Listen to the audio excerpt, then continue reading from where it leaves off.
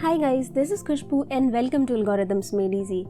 The next rule in method overriding relates to using static keyword, and it states that a static method in a subclass hides the static method from the superclass. This behavior is termed as method hiding, and this is also one of the important questions in interviews.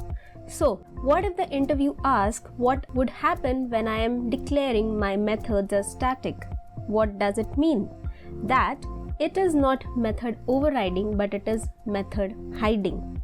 And all the rules that applies to overriding still applies to this particular method hiding. So now let's go and see this with an example. So over here I have this parent class, that is animal class, and now if you see I have declared this method as static, and in both of my child classes I have declared the method as static itself. Now what is it doing? This method over here is hiding the method from my parent class, and if I want to call the method from my parent class now, I'll have to use a fully qualified name.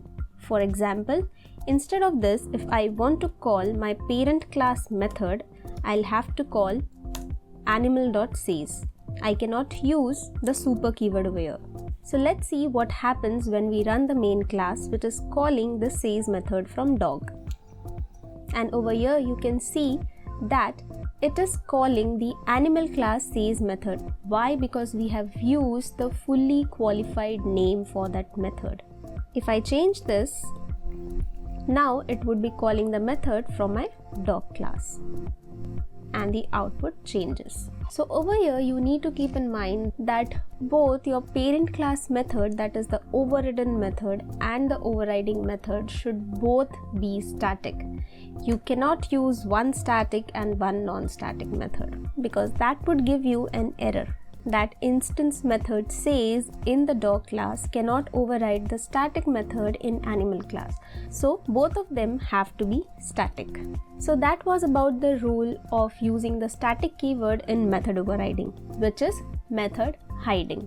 So that's it for this video guys. I hope you liked it, and stay tuned for the another one.